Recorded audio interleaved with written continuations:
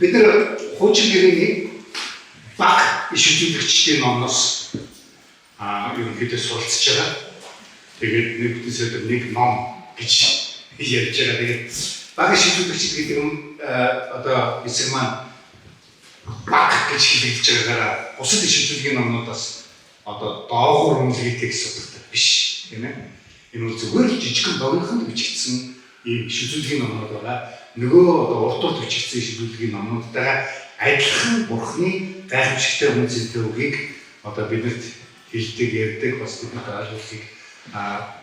ойлгуулахаар өгсөн ийм эзний үг байна. Тэгээ өнөөдөр бид нар Хабакук ном дээр хэлж байна. Хабакук ном. Бид нар магадгүй 12 иш үзүүлэгчдийнхээ баг иш үзүүлэгчийн номынхаа 6 билүү 7 дахь нь явж байгаа баг. Хабакук ном.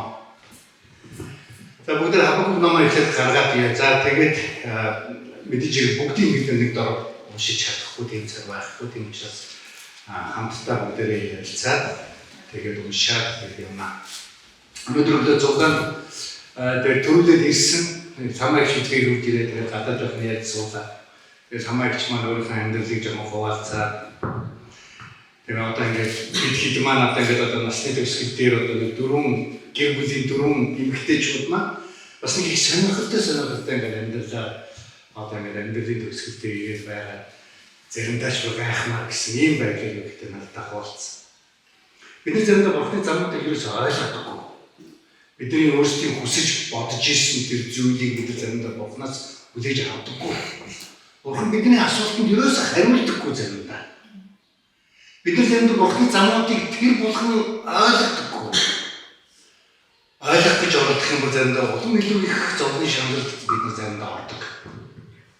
Өнөөдөр бидний энэ унших ярилцах Хабакук номны гол агуулга ерөнхийдөө юм. Бурхны замуудыг ерөөсөй ойлгохгүй. Хабакук иш үзүүлэгч өөрөө энэ агуу бурхны өөрөө бурхны замуудыг ерөөсөй ойлгохгүй. Тэгэд өөрийнхөө магадгүй сүнслэг тодорхой юм одоо үйл явцаар юм Хабакук ном төгсдөг. Эхлээд Хабакукийн гомдолтой чинь төгсгөлтэй талархлаа төгсөж байгаа.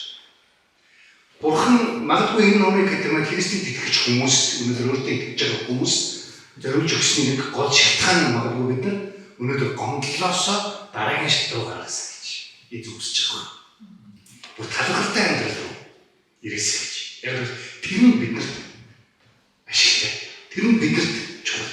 Яг бид нар өөрсдийнхөө нөгөө санаа зовлт өөрсдийнхөө одоо хүсэл тэмүүлийг биелүүлэх гэж оролдож явсаар маш их шаналтай амьдралыг туулах гэхээс яг тийм баяр баясгалантай амьдралыг болгон туулж чаддаггүй гэдэг юм байна. Тийм учраас бурхан биднэрт амар тайван магадгүй өгөхийн тулд энэ номыг биднэрт магадгүй өгсөн. Хабакук ном бол бусад иш үзүүлэгчдийн номоос шал өөр. Иш үзүүлэгчдүүд ихэвчлэн дандаа нэг тодорхой улс орн голцоо Израилийн ард түмэн Юдачууд Израильчуудын эсрэг иш үзүүлдэг сүрлийн иш үзүүлгийг ерөнхийдөө голцоо ярьдаг. Ихэнх иш үзүүлэгч нар. За магадгүй Эдом буюу Эден тойрны бусад орнуудын одоо талаарх иш үзүүлгийг ерөнхийдөө өгдөг байхад харин Хабакук ном бол зөвхөн Хабакук бурхантай диалог хийж байгаа. Харилцан ярилцж байгаа юм гэсэн үг. Хабакук номны одоо гол онцлог. Хабакук гэдэг энэ хүний тухайд ерөнхийдөө өөр биглийн үндэслэлээр тодорхой тайлбарсан байхгүй. Хабакук гэдэг энэ одоо номноос өөрөөр одоо бид нар мэдгүй. Ямар ч байсан Хабакук ном бол нэгэнт одоо Бабилоны эзэнт гүрний улаан эзлэлтийн асуудлыг ярьж байгаа болохоор ямар ч байсан тэрнээс арай өмнөх магадгүй нэг 7 дугаар зууны манай өмнөх 7 дугаар зууны хавцаа одоо зүйлсийг ярьж байгаа байх гэсэн ийм тэр үед одоо амьдарч ирсэн байхаа гэсэн юм байна. Нэг эрдэмтний юуг ажиллаж байхад мань хүмүүс Хизкия хаанаас хойш 20 жилийн дараа амьдарч ирсэн хүн гэж ярьж ирсэн. Магадгүй Йосия хааны дараахан ч юм уу тэр нөгөө Еробоам гэдэг муу нэг хаан байсан. Тэр хааны үед ч байх магадaltaй хэрвээ нөхцөл байдлыг хэрвээ харах юм бол. За ямар ч ямар үе байхаас үл шалтгаалan Хабакук Израилийн ард түмний амьдралын нөхцөл байдлыг хараад бурханд гомдолж эхэлсэн. За тэр юм гомдол вэ? Тэр 2, 3, 4 дугаар ишлэлээр нэгдүгээр бүлгийнхаа Нэгдүгээр бүлэг. За нэгдүгээр ишилсэн. Ишилдүүлэгч Хабакукийн үдсэн зөв. Эзэн би хэдий ботор тусламж хүсэн дуудаж та хэдий ботор сонсохгүй байх юм бэ? Би тань руу хүчирхийлэл хэмээн орлож та аврахгүй юм. Ямар учраас та надад ёс бусыг харуулж юунд бузармуу гэж хэлнэ? Тийм ээ. Сүрэл болон хүчирхийлэл өмнө минь болж эвдрэлцэл гарч тэмцэл өрнөж байна. Тиймээс хуулийн үл тоогдож шудраг ёс нь огт мөрдөгдсөнгүй. Учир нь буруу хүмүүс зөвдүүдийг хүсдэг тул шудраг ёс гаждаг юм аа. Хабакукын ч бурхан хандан гомлж. За Хабакук гэдэг энэ юу яг еврейгээр Хабакук шүү. Тэгвэл Монголоор амархан Абба гэдэг Монголоор хэлцүү. Хафа вирус гэж байна. Хабакук. За ямар ч гэсэн Хабакукийн хувьд бол энэ одоо гомдол гарч байгаа шалтгаан болохоор зөвхт хүмүүс зовж байна. Харин зөвхт бос хүмүүс бол зөвхт хүмүүсийг дарамгуулж ёс бус явдал бол газар авсан бай. Харсаар байж бурхантай юу ч хийхгүй байна. Харсаар байж муу хүмүүсийг давраагаад харин зөвхт хүмүүсийг сайн сайхан амьдралын өдөр хоногуудыг хүнд хэцүү байдалтай өнгөрөөсөөр байх юм уу? Энэ чинь шудраг юм бурхан юм байна. Бид нар заримдаа тийм бодолд заримдаа хүрдэг. Тийм ээ. Бурхан минь би одоо ингээд ийм зөвхөн амьдсаар байхад ийм дулмаа надаас гоё хоцтой юм байна. Тэ? Би ингээд их зөвийг хийсээр өдөл энэ батга надаас илүү баян байна. Надаас илүү мөнгөтэй, надаас илүү машинтай, байртай. Гэтэл би таны төлөө үйлчилж байгаа хүн яах вэ ийм байх гэж. Яагаад би хийсэн болгон дээр амжилт авахгүй дандаа шудраг ус хүмүүс миний өмнө ордог юм бэ гэж би нэг заримдаа гомдож байна. Өнөөдөр энэ асуудал ч гэсэн Хабакук үед байсан. Өнөөдөр ч гэсэн Хабакук энэ асуудлыг хараад бурхан юу ч хийхгүй байгаа юм шиг. Бурхан зүгээр хараад тавхчихгүй байгаа юм шиг. Юу бурхан байгаа ч юм уу? Юу бурхан харлаа гэдэг нэмэр байгаа ч юм уу? Зарим христч хүмүүс хэлдэг. Тэгээ би одоо ингээд зөндөл залбирсан бурхан ерөөсөө хариухгүй шүү. Бурхан заримд ингээд заримд хоолой дуугаар өгдөг юм шиг. Бурхан надад хэлсэн гэдэг аюул олон хүмүүс зайд одоо ингээд гэрчилдэг. Надад дуу байдгаа зүгээр өжөөх юу гарч гэж хариухгүй юм гэж зарим хүмүүс гомддог. Бурхан ингээд миний зовлон, миний хүнд хэцүү байдлыг харсаар байж яагаад намайг улам илүү дорой тусаар улам илүү хэцүү хүнд болсоор. Хабакукийн хувьд мэдээж хэрэг Израилийн ард түмний бүх хүмүүс ийм нөхцөл байгаа. Зарим үнэхээр зөвхт хүмүүс зовж исэн ийм үйл явдлыг өмөрөхийг хүссэн. Өнөөдөр магадгүй бид нар бас өөр хүмүүсийн төлөө ч гэсэн тиймэрхүү зүйл сэтгэл одоо гаргаж бурхан магадгүй хаана ашигладаг. Гэхдээ бурхан ямар ч дууч юм байна. Ямар ч хариу байхгүй. Тэгм учраас Хабакук яг энэ намаа хэлэхдээ хэдий болтол сонсохгүй байх юм бэ гэж. Тэр Хабакук ерөнхийдөө сонсохгүй хүмүүс мэдэхгүй шүү дээ. Тэгээ би тань хүчирхийлэл гэж хэлсэн гэж. Хүчирхийлэл гэдэг энэ үг еврейдэр ямар үг гэж хэлсэн Хамас гэдэг. Хамас гэдэг бүлэглэлийн хөрөнгө хүчирхийлэл гэдэг еврейдэр. За энэ бол бидний өнөөдрийн ярилцлагаас гадуур юм шүү. За яагаад өнөөдөр одоо Христ итгэж хүмүүс заримдаа манай цуглаан бидний одоо үйлчлэл маань үнэхээр гоё, үнэхээр ингэж явсаар байхад яагаад бурхан биднийг ирээдгүй юм бэ? Бурхан яагаад миний амьдралд ингэдэг юм бэ? Бурхан яагаад гэсэн маш олон асуултууд байна. Энэ бол заримдаа Христэд итгэж хүмүүсийн амьдралын дотор байдаг нөгөө үйл явц шатлалын нэг хэсэг л дээ. Гэхдээ заримдаа энэ шат дэндүү өндөр байдаг. Энэ шатнаас хүмүүс буудахгүй байгаа гэдэг. Энэ шатндаа л амьдрал гэдэг. Гомдлол дуусахгүй. Мэдээч ч хүний амьдралын чинь яаж дуусах вэ? Хүний амьдралын дотор байгаа хүнд хэцүү явдал дуусах юм байна. Тэгээ энэ гомдлын энэ амьдралтайгаар үргэлж илээ гэж. Хабакук ч гэсэн Бурхны тэр замуудыг ерөөсөө ойлгохгүйсэн. Тэгэхээр Хабакукийн хувьд бол тэр нь буруу явдал биш. Тийм биз дээ. Харсаар байдаг Бурхан ямар нэг юм ихгүй байгаа гэж. Ялангуяа магадгүй Хабакукийн хувьд муу мухай зүйл хийж байгаа хүмүүсийг Бурхан шийдэх хэрэгтэй гэж бодчихсон. Тэднийг устгах хэрэгтэй гэж бодчихсон. Бид ерөөс Бурхан тэхгүйсэн.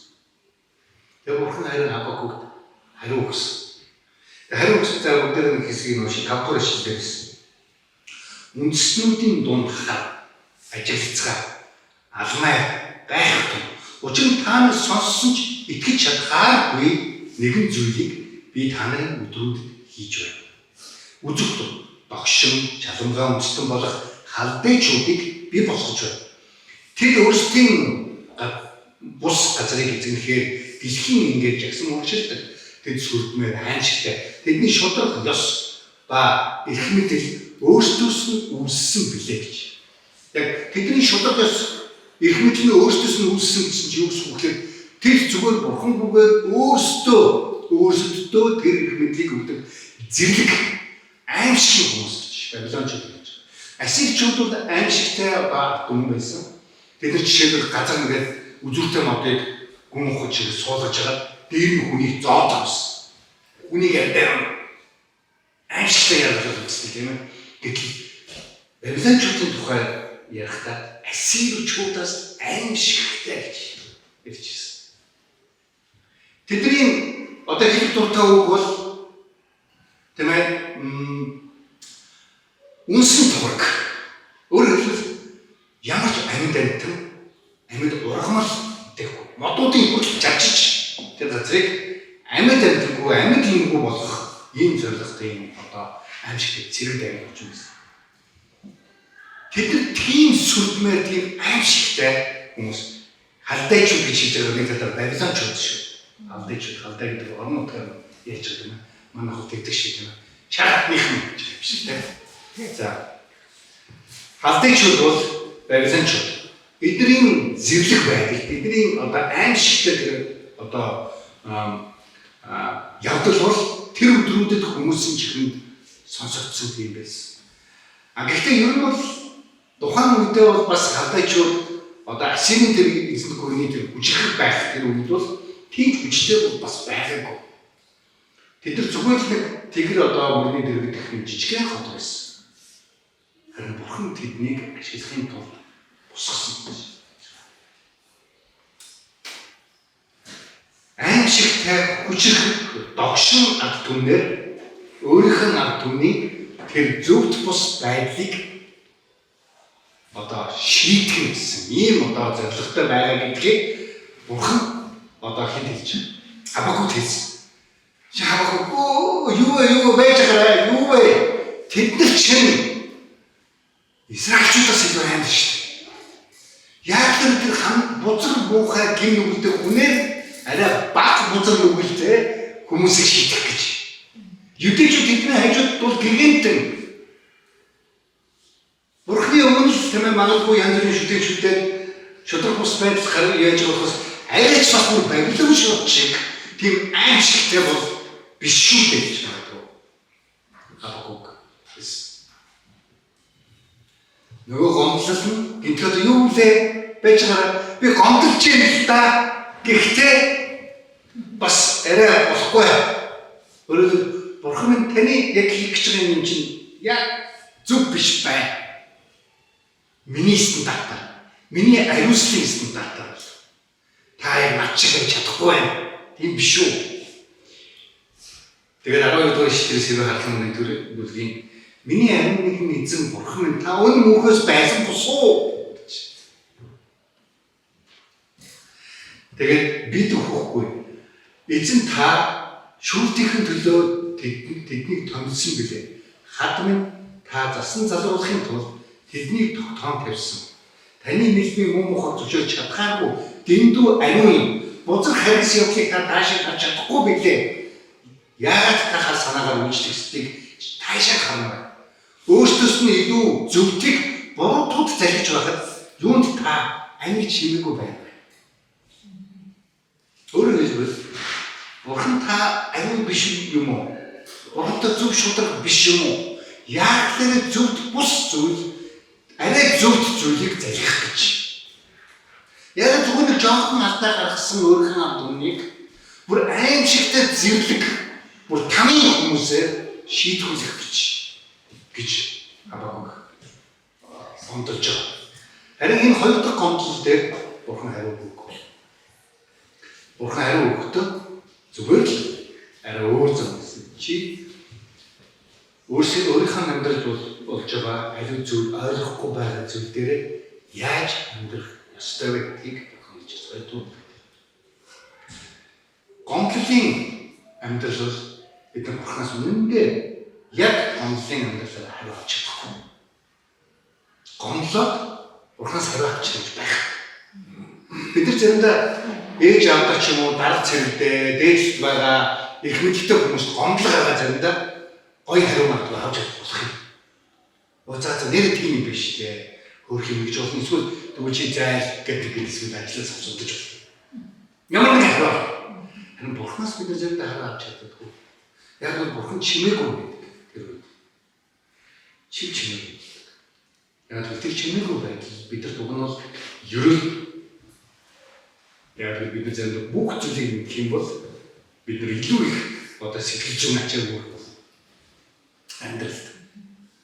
Яг л амьдралд тэр болгон заримдаа бүх зүйл бидний бодсноо байх ёстой гэж бодсноо байдаггүй. Заримдаа Бурханы тэр ариун байдал зөв шударга байдал харагдаж байгаа юм ерөөсөө бидэрт байдаггүй. Харин Бурхан минь Бурхан учраас юу хийхийгээ хинд хэлж байгаа. Хабакук хэлж байгаа тийм. Гэхдээ тэр хүмүүс бүр муу хүмүүс гэдгийг хэлж байгаа. Өөрөө мэдчихэж байгаа хүмүүс. Муу хүмүүс. Тэгээд дээрэс нь тэрний дараа энэ нэгдүгээр төсөлтөөр бүр ингээ хальтагчуд ямар амьсгалтай вэ гэдгийг бүр одоо Хабакук хүртэл өөрөө хэлж байгаа. 17 дугаар ишлэлээр хавдагчуд тэдний бүгдийг нь дэгээгээр говтон татаж тороор шүлдэн байна. Загасчилдаг дорондоо цуглуулна.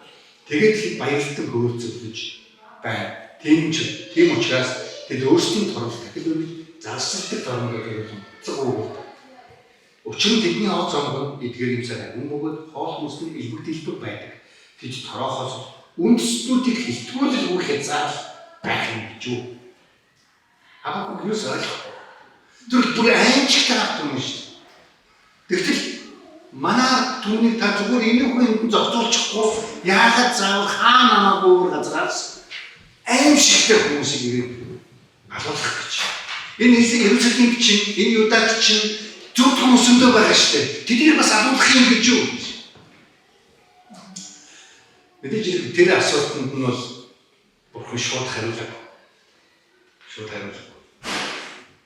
Тэгээд Хабакук юу хэлсэн гэхээр амьдрал ойлгомжгүй зүйл байвал чи юу Бурханыг ойлгохгүй байгаа бол ингэж яддаг гэж хэлж. Тэгээд нэгдүгээр ишлэлээс нэгдүгээр ишлэлээр бүр Хабакук 2 дугаар бүлгийн нэгдүгээр ишлэлээр тэр нэгдүгээр бүлгийн төгсгөл хэсэг гэсэн үг те.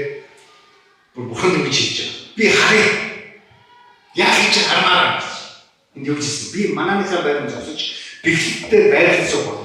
Тэрээр надад юу айлтгийг миний гомдлол тэр хэрэг хариулахыг би хамаадан хасаар байна. За яах нь харъя гэж. Тэгээ Хабакук Бурханыг яахыг хараад чахвад. Гэхдээ ямар ч гэсэн зүрх сэтгэлийнхэн хүнд тийм удаа зүйлс. Тэр ариун шударга Бурхан яах нь? Зүгтийг үнэхээр зүг болгох нь уу? Сайныг үнэхээр сайн гэдгээр нь шагнах нь уу гэж харахыг хүсэж байна. Тэгвэл Бурхан ингэж хоёрдугаар ишлэлээр тэгтэл эзэн надад хариу айлдав. Үзэгдлийг бичээд хавтангууд дээр сийл унсан нэгэн ухсхийг. За энэ яг энэ хэсгийг орчуулахад маш хэцүү байдаг гэсэн ер нь яг еврей хэлэн дээрс нь орчуулахад энэ болохоор үзэгдлийг одоо бичээд хавтангууд дээр сийл унсан нэгэн ухсхийг эсвэл ухсхийс нь гүйж байгаа нэгэн уншиг эсвэл уншсан нэгэн гүй гэсэн юм санаагаар юм. Тэгтээ аль нь ч байсан хамаагүй. Ямар ч байсан энэ асуудлыг маш томоор бусдад харуул бичиж тавь. Гүйж байгаа юм гэсэн гүйлтэнд дундаа харж уншиж чадхаар ч гэдэг юм. Тийм ээ. Эсвэл хараад уншсан хүмүүс хурдхан шиг гүйж үлдэхээр ийм байдлаар танд бусдад хийх гэсэн ийм санаа гарч байгаа. Үзэгдлийн тогтоогдсон цагийн төлөө юм буудуу шилждэг. Төгсгөл рүүгээ энэ яах агаад ис өсөлтөн. Хоцорч байгаа боловч үнийг үлээх тун хоошлолгүй заавал биелэгдэх болно гэсэн. Өөрөөр хэлбэл чиний асууж байгаа энэ асуудал бол тогтоогдсон цагтаа хийгдэх үедээ хийгдэнэ. Хоцорчлоо, болохоо байжлаа, хамгийн өнгөрчлөө, цаг нь дуусчлаа гэж чи мэдэх юм бол яг гэвэл энэ бол чиний тийм ээ тогтоох чиний одоо эрх чадлаар хийгдэх ёстой биш. Тэгээд дөрөвдүгээр ишлэлдээ бүр шинэ гэрэн дээр 3 удаа ишлэлдэгдсэн нэг үйлдэл явж байгаа. Харагдав. Бардам нэгний сэтгэл нь зөв бус байдаг юм. Харин зөвд хүн итгэлээр амьдрах гэсэн. Зөвд хүн итгэлээр амьдрах гэсэн. Бурхан энэ бүхнийг тогтоосон цагтаа хийн гэдэгт итгэж байгаа тэр хүмүүс амьд гарна гэсэн утгаар хэлж байгаа. Ерөнхийдөө хаваа тэр үгтэй. Иерусалимыг Бабилончууд хурж ирээд устгаж үгүй болгоод будаа болгох тэр үед түүнд итгэсээр байгаа тэр хүмүүс аврагд амьдрын гэж хөнжиж. Тэр хүмүүс үгүй. Магадгүй хаваа санаа зовж байгаа. Тэр бол зөвхөн хүмүүс яах юм болоо гэж. Тэгсэн чинь үгүй. Зөвхөн хүмүүс итгэлээр амьдрна. Итгэж байгаа тэдгээр хүмүүс бол амьдрын гэж хэлж. Итгэл гэдэг энэ үг хожим дээр итгэмжт байдал гэдэг үгтэй адилхан. Ер нь Библийн итгэл гэдэг үг итгэмжт байдал гэдэг. Өөрөөр хэлбэл зарим хүмүүс танаас сонссноо буюу шинэ гэрээний тэр нөгөө зөвхөн итгэлээр амьдрна гэдэг үгийг голцоо тэр 3 удаа шинэ гэрэн дээр байгаа. Ром дээр, Галат дээр, Еврей ном дээр. Энэ дээр байгаа энэ үгийг зарим хүмүүс буруугаар ойлгоод энэ бол яг авралтай холбоотой хэлсэн. Зөвхөн итгэлээр амьдрна. Өөрөөр хэлбэл хэрэг хинэг хүн итгэх юм бол зөвд болгогдно. Тэр зөвд болгогдсон хүмүүс бол аврагдана гэсэн утгатай ерөнхийдөө шинэ гэрээний одоо бичээснээр хэрэгэлсэн байна. Ер нь. Гэхдээ тэр үгийг ерөнхийдөө бид юу гэж ойлгож болохгүй байх гэхээр хэрэг тэр хуучин гэрээнийх нь их үгтэй ингээд хамсуулж харах юм бол энэ бол зөвхөн авралын тухай биш бас ариун амьдралын тухай гэж ярьж байгаа. Зөвхөн итгэмжтэй байсаар байна гэсэн утгаар хэлж байгаа. Энд ялангуяа Хабакукт зөвхөн бол итгэлээр итгэмжит байдлаар барьсаар байна. Зүгээр нэг удаа итгэл тэр аврагдсан ч хамаагүй гэдэг амьдралаар биш. Янда манай протестант улсуудын одоо протестантуудын маань нэг том алдаа юу? Нэгэнд аврагдсан, үргэлж аврагдсан. Та яаж мангар амьдсан бай аврагдсан гэвэр гэсэн. Энэ одоо нэг юм лоозон маяг юм. Тийм ээ. Одоо сүүлийн 3-4 жил, 500 жил ч юм уу. Одоо гарснаас болоод маш олон Христэд итгэж хүмүүс өөрийнхөө өдөр тутмын амьдрал санаа тавихгүй болсон. Энэ Хабакукт хэлж байгаа бол Бабилончуудын яг тэр ирэх тэр үед Бурханд найдсаар байна. Итгэмжид итгэлээ бариад ингээд явсаар байгаа гэдэг хүмүүс аврагд амьдрал гэсэн ийм санаагаар хэлж байгаа. Энэ нь магадгүй бид шинэ гэрээний тэр одоо үндсэн теологтой харах юм бол тэгж л харагдаж байгаа гэсэн. Хэн нэг хүн мэдээж нэг удаа итгэхэд зөвдөхөд нь мөн тэр зөв. Гэхдээ тэр зөвд хүн бол үргэлж итгэлээр амьдрал. Ийм санаагаар хэлж байгаа. Тэрс би итгэж юм ч одоо болоо. Би зөвдөхөд юм ч одоо ингэ дуусаа гэдэг санаагаар хэлээгүй байсан. Зөвхөн итгэлээр амьдрсаар байх гэж. За тэр хүмүүс бол итгэлээр амьдрах гэж. Өнөөдөр бид нэр одоо ирэх Хабакукт ингээд харах юм бол Бурхан Хабакукт юу гэж хэлж байна? Чи гомдлын энэ үе шатаа дуусаад итгэлийн үе шатад орох хэрэгтэй. Итгэлээр амьдрмаар. Юу болж байгааг зөвхөн хараад бид нар ойлгохгүй. Тэгвэл ойлгохгүй ч байсан Бурхан бол зөвд ариун тэр төгс нэгэн болохоор ямар тач байсан зөвийг надад үлдэх болно гэдэг. Итгэсээр байхыг энэ ч Бурхан хэлж байна. Тийм байна. Чи итгэсээр байх. Одоо ингэ юм дуусчихаагүй. Өнгөрчихөөгүй. Итгэсээр бай гэж юм хэлж. Бид нар зөвхөн жоохон хүүхдэд бидний зам дээр тоглоод бай гэж хэллээ. Нэг 3 настай хүүхэд ойлгох. Нэг ойлгох. тэгэл замаас гаргаад нөгөөх нь уурлаад би гой давж авах чинь гээл тэ. Гэхдээ зам дээр байх юм бол юу болох вэ гэдгийг эцэг эхчүүд мэдчихэдэг. Чи машин дайруулсан ч гэдэг юм уу ямар нэгэн одоо буруу зүйл болсон гэж энэ тоглох газар биш ч гэх юм. Эсвэл бид нар хүүхдүүд жоохон хүүхдүүдийг би аягаа авах гэх юм бол хотгуудыг нь угаахгүй шүү. Зөвхөн халуунхыг угаарай гэдэг юм те. Эцэг эхийн тэр нөгөө зөвлөгөө. Зарим хүүхдүүд ойлгохгүй. Би бүгдийг угаах ёстой шүү дээ. Энэ шударга биш байна. Тэр эцэг эхүүд чи тэгнэ шүү. Чи тэхгүй шүү гэж шууд хэлдэг.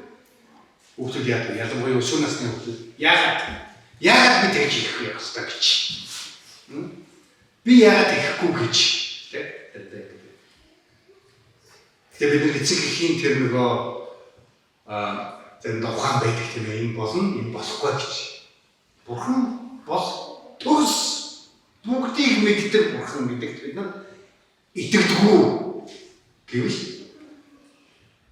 гэдэг энэ асуултанд яаж хариулахаас болоод бид нар тийм ээ итгэмжит амьдралын тухай болоос итгэл бурхан бол төсөлд нь сайныг сайнаар нь харуулах болно гэж. Мог эртэлгүй бурхан шийтгэв. Тэр бид нар цааш нь харах юм бол тэр Бабилончуудыг бурхан бас өөрийн гэсэн шийдвэрээр шийдгэнэ гэдгийг Хабакуктус хэлж байна. Тэднийг бас шийдгэнэ. Гэхдээ Израильчуудыг бас шийдэх болно. Хинээр яаж ямар тохиолдолд ямар үйл явдлаас болоод Израильчуудыг бурхан одоо сургах вэ гэдгийг чи надад битгий заа гэж хэлж байна. Би өөрөө мэдчихэж байна. Бид нар заримдаа бурхан заахыг хүсдэг шүү дээ. Энэ ингэх боломжгүй. Яагаад тэгээд аюул олон хүмүүс заримдаа Христ би итгэхэ боллоо гэж. Өнөөдөр Европт тийм ээ deconstruction гэж нэг юм үг гарсан. Юу гэсэн үг гэхээр итгэлээсээ болох гэж. Тэгээд бүр албан ёсоор зарим хүмүүсийг итгэлээс нь байхгүй болгохын тулд ийм философик ийм нөгөө аргументуудыг тийм ээ одоо хүмүүст шилжээд бараг л авралын зар шиг гараагаад тэр хүмүүсийг итгэж биш болгож байгаа. Тэгээд тэр хүмүүс үгүй би зөндөө залбирснаас бурхан тань. Би зөндөө ингэж яасан гэтэл бурхан ингэсэн. Миний амьдрал ерөөсөө болоогүй. Тийм бол ингээгүй тэгээгүй гэж. Нэг үл итгэгч нэг шинжлэх гарч ирж байгаа артист залуу байдаг. Тэр залуу юу гэж хэлсэн. Би бол бурханыг мэдмээр юм. Би хайч дааж бурхан ерөөсөө надад би залбирч үзсэн. Ерөөсөө залбирахгүй. Би ч бурханыг мэдэрмээр юм. Тэр хүмүүс уйлаа залбираад ингэж ах юм. Би тэгмээр юм. Гэхдээ хизээч надад тэгж ирээгүй гэж. Залуу. Хүмүүс зөндөө өөрсдийнхөө бодлоор бурхан ингэх ёстой гэж бодож байгаа болохоор бурхан тэр хүмүүст улам харагдахгүй байна. Улам мэддэхгүй. Харин итгэлээр амьдрал зөвхөн итгэлээр байх юм бол тэр амьдрал гэж байна. Хабакукт. Ойлгох шатнд бид нар итгэлээр амьдрах тухай бид нар ярих хэрэгтэй. За eerder бид нар цаашдаа үргэлжлүүлээд юуныхаа хоёрдугаар 14 дугаар шилийг харах юм бол бас нэг алдартай намайг дуулдаг дууны шүлгүүд энэ жижигхэн Хабакук гэдэг энэ жижигхэн номон дээр байгаа үгийг одоо тийм ээ маш их олон газар шинэ гэрэн дээр болон бас бидний дуу шүлэг юм зэрэг зүйлтэй байдаг. 12 шилээр юу гэвэл далайн усаар дүүрэн байдгийг дэлхийн эзний ярвалтын хэлээр дүүрэх болно. Энийг сонсч ирсэн тийм далайн усаар дүүрэн байдгийн адил дэлхийн эзний ярвалтын хэлээр дүүрэх болно. Өөрөөр хэлбэл бурхан бол бүгдийг мэддэг. Бүгдийг мэддэг бол таны амьдралын жижиг сажиг зүйлсийг мэддэг гэсэн үг. Мэддэг гэсэн. Яг уу доржогын бол мэднэ, миний бол мэдэхгүй байх юм ерөөсөө бодож байна. Бурхан хүмүүсийн зовлонгооны дотор бас л байгаа гэсэн, мэддэг гэсэн. Тэр хин нэгэн хүмүүсийг бүжиглүүлэхэд, хин нэгэн хүмүүсийг буруугаар хандуулах, хин нэгэн хүмүүсийг шодрогсаар одоо тийм ээ амьдралдаа хүнд хэцүү зовлон гоныг авах тэр үед Бурхан бас мэдчихэл байдаг. Харсаар л байдаг. Гэхдээ Бурхан тэгээд зүгээр юу ч хийдэггүй юу? Бурхан хүмүүст бэрд шиг үйлчлэх хүсдэг. Харин Бурхан хүмүүсийг аврах хүсдэг. Мөнхөд хамт байх хүсдэг. Харилцаатай байх хүсдэг. Тийм учраас өөрлөө нэргээсээ, өөрийн дуудахсаа, хашгираасаа, орилоосаа, Бурхан минь гэж найдаасаа, итгээсээ, итгэмжит байдлаараа амьдраасаа гэж хүсдэг. Нэг анх намайг итгэж болсон үед манай нэг бас хэлж иржсэн. Хэрвээ таны амьдрал зовлон байхгүй бол чи гайхах ёстой шүү. Гайхах ёстой. Яг л чи нэгдүгээр гинтгүй. Өөрөө зовлон авчирна. Эсвэл хоёрдугаар чи гинт дэлхий дээр амьдарч байгаа. Хин нэг ч хүнсээ завчих ёстой. Гуравдугаар мууийн сүс чамаг эзэнтэй хамт байхыг хүсдэггүй. Тэр чамаг бас муу зовлон авчирна. Хэрвээ таны амьдрал ямар нэгэн тэмцэл зовлон байхгүй бол гайхах хэрэгтэй. Та зөв талдаа амьдарч байна. Итгэмжтэйгээр амьдарч байна гэдэгтээ гайхах. Тэ анхаарах ёстой шүү. Энд чи Хабакук хэлж байгаа Бурхны хариулт юм л. Зөвхөн бол итгэлээр амьдрах. Ямар ч нөхцөл байсан. Итгэлээр амьдрах. 3 дугаар бүлгийн төгсөлийн 17-18-19 шийдгээр харах юм бол мэдээж хэдийгээр инжирийн мод цэцэглээгүй, усан эзмийн модж жинсж үр жинсгүй, чидуудын ургац гаргахгүй, талбайд хүнс огт ургахгүй байсан ч бас хашаандаа хоньгүй, сарвчандаа өвгөргүй болсон ч эзний дотор би баясан хөөж авралын Бурхан дотор баярлнаа. Эзэн Бурхан бол миний хүч чадал, тэр миний хөлийг согооны хөлийг болгож намайг өндөр газруудаар явуулсан. Газруудаар явуулсан билээ. Амен. Өөрөөр нөгөө нэг гомдлын шат чинь цаашаа итгэлийн шат байх гэдэг. Дараа нь бүр талархтын амьдралтай байх хэрэгтэй гэж байна. 3 дугаар бүлэг тэр чигээр дуу юм шиг бид харагддаг. Хабакукын залбирал гэсэн байгаа. Магадгүй залбирал аятай байсан байхаа гэж олон юм үздэг. Тэгэхээр яг дуулагдахаар тийм одоо юу байгаа. Бидний итгэлийн амьдрал эзэн зүгээр л заримдаа харанхуйч байсан. Заримдаа юу ч мэддэхгүй ч байсан. Итгэх ёстой гэдгийг эзэн хэлхээс гадна Хабакукын дараагийн 3 дахь ойлгосон зүйл юу юм гэхээр талархалтай амьдрах ёстой. Гомдлол биш. Талархах.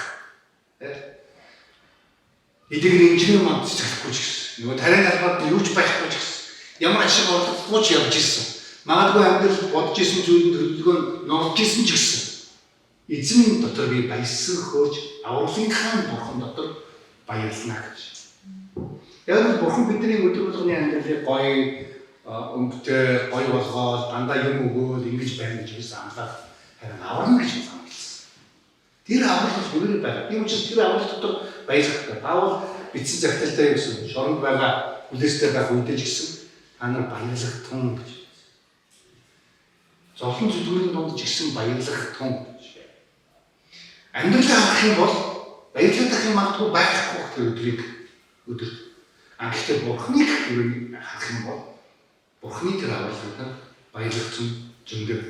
3 дугаар ишлэлийн 2 дугаар ишлэлийн төгсгөлийн тэр хэсгээс харах юм бол 20 дугаар ишлэл 2-ын хонтод эзэн ариун сүмдээ загарсан байдаг. Бүх дэлхий түүний өмнө дугай байх, дуугүй байх болтгоо гэж. Энд чи юу гэж юм Хабакук эзэн тэгэхээр амар гомдсон. Эзэн хариулт өгсөн. Дахиад гомдсон. Юу яриад байгаа юм бэ? Бүр муухай хүмүүсээр сайн хүмүүсийг шийдвэрлэх гэж юу. Тэр Бурхан хариугаа өгсөн дараа Хабакук юу болсон? Дугаарах юм байна гэж. Мэдээж Бурханд асуулт асуухгүй байх ёстой гэсэн үг биш. Мөсө хүртэл Бурханыг тэгдэг тийм ээ. Та нар хэрвээ нөгөө санаж байгаа Египт рүү очиад Фараон дээр очиад Израильчуудыг чилээл юу гэсэн яаваа Бурхан хэлсэн. Юу яаваа? Тэ? Чи тэр жилж байгаа бол би тэгвэл бүр энэ Израильчуудыг чинь улам дадлаад өгье. Тэнгүүтээ нөгөө тоосоо тавьж ирсэн сүрлийг нөхөхгүй тэгсэн мэтлээ яг адилхан үр дүн гаргах гэж Израильчуудыг шахсан. Сүрэл чинь нөгөө нэг юм улаан шаврыг нийлүүлдэг тийм үү? Цаван л байсан байж. Тэгээ Израильчууд улам хүнд болсон. Тэгвэл нөгөө Израильчууд чинь Мөсө хоёр төрүүлж өө хоёроо та юу бидний зовсон бидний чөлөөлөх чигээр бүх зовно хайчлаа ангуудаа. Юу хийгээд байгаа юм бэ та гэсэн. Тэгээд Мөсө бурханд үрж ирээд гомдсон тэр. Та яаж ч намайг биш явуулсан. Энэ хүмүүс надаас болоод улам зовж шээ. Үнэхээр таны хийж байгаа чинь зөв юм уу буруу юм бодож. Мөсө гомдчихсэн. Мэдээж Мөсө тэгснээс болоод бурхан нэрвчээг үлдээ. Мөсө зөндөө олон зүйлийг хийж байгаа юм. Хэрвээ бид дуулал ном дээр сарах юм бол дуулаач. Давид хаан шүү дээ хүртэл зөндөө их гомдол хийсэн. Би хэдийн болтол таны энэ муу шудраг ус энэ хүмүүсийг ингээд зүгээр хараад байхад би хэдийн болтол харж суух юм бэ? Энэ хүмүүсийг та хурдан устгах гэж гэсэн ийм одоо гомдлоо байсан. Бурханд дандаа асуудал дэвшүүлж. Мэдээж бид нар Бурханаас олон зүйлийг асууж болно. Гэхдээ Бурхан заавал хариулах аргагүй. Хэрвээ бид Хабакукийн энэ одоо зүйлээс харах юм бол нэгдүгээр Бурхан өөрийнхөө төлөвлөгөө хийсэн. Тэр төлөвлөгөө Хабакук таалагдаагүй. Хаасан хавтайчуудаараа болж үзэж. Арай өөрөөр нэг шийдэл болно шүү дээ. Би байсан бол гэж магадгүй. Тийм ээ. Тэгээ Бурхан хоёр дахь асуултанд нь хариулахдаа харин юу ч хэлсэн. Итэг. Итгэлээр итгэмжит бай гэж. Тэгээ гуравдугаарт нь ерөө бид гуравдугаар бүлгийг харах юм бол жигээр Хабакук юуг олсон бэ? Шийдвэрлэгч юм. Би чимээгүй байх юм. Эцэст найдаж амьдрах юм. Дээрээс нь би талархах хэрэгтэй. Ямар ч зовлон гоног зовлон дотор эсний амрах хэмнэл байх болохоор би түн одоо залбирах. Энэ яг юу гэсэн үг вэ? Хотондоо ханьгүй, тань савчтай хөрөг өгч, өөрөөр бидний банкнд нэг төгрөгч байхгүй болсон байсан. Тийм ээ. Нөгөө карт уншуулсан чинь хүрлцэхгүй байна. Тийм ээ. Гэсэн ч гэсэн бидний хийж байгаа ажил төрөл бүртгэжгүй болж исэн ч гэсэн заримдаа гэрэл хийгээгүй юм шиг харагдах юм үед ч гэсэн бид эзний дотор баясан хөөрөх тэр авралынхаа тэр утга учирыг бид олон нэг ойлгох хэрэгтэй болж байна гэсэн. 19-р шийдэл Бурхан бол миний хүч чадал тэр миний хөлийг согооны хөл мэд болгосон. Яг согооны хөл гэж хэлж байгаа. Тухайн үед энийг яг согоо гэж орчуулах зөв байсан үгүй юу? Уулын англи мэд шүү дээ. Англи юм аа. Маш их нэгцсэн юм жижигхэн юм дээр жижиг хөлөөр ингээд тогтоод идэг шүү дээ. Онцгойгоор тэрийг ярьж байгаа байхгүй. Энд чи хөлийг согооны хөл мэд болгож өөрөөр хэлбэл маш бат бэх тогтцтой юм болгосон гэж. Тэгээд өндөр газруудаар намайг явуулсан гэж. Тэр нэг аймаг өндөр газруудаар хитэйгээр унах гэж байгаа юм шиг. Тэр хүнд хэцүү ийм одоо газар нутаг юм шиг боловч зүгээр л хийдэг тийм ээ. Тэр зогоо тэр янгарын маань тийм ээ. Тийм учраас бид эзэнд баярлах хэрэгтэй. Тэр нэг эрдэмтэд хэлсэн. Хүмүүс нэг зүйлийг ойлгохгүй. Хүмүүс өөрийнхөө амьдрал Бурхан итгэжүүл ийм болно, итгээгүй бол ийм болно гэж ерөнхийдөө хэлж чадах бол заримдаа хүний амьдрал бол итгэсэн итгээгүйгээс үл шалтгаалan зовлон гомд дүүрэн байж дээ. Итгээгүй бол бидний зовлон гоног улам л хүнд хэцүү болохоос алга болохгүй. Хүмүүс тэгээд Бурхан намайг юм болгочтой гэж Бурханаас холдох юм шиг. Харин ч Бурхантай хүмүүс өндөр газар дээгүүр хүчтэй, тийм тогтвортой явах боломжтой байдаг. Амен. Тэгээд бүгд Бурханы хамтдаа ирцгээ Хабакук номоос бид өнөөдөр юу суралцсан? Гомдлол, итгэл, талархал, тийм ээ. Гэсэн ийм үе шатуудтайгаа амьдрал бидний амьдралд одоо магадгүй ээлжилдэг. Заримдаа бид хэтэрхий гомдлын амьдралаар дүүрэн төлөвлөдөг. Харин эзэн бидэнд юу хийж юм? Итгэмжтэй тэгээд талархаа гэж. Бүгд эзний надад тусаад залбирцгаая.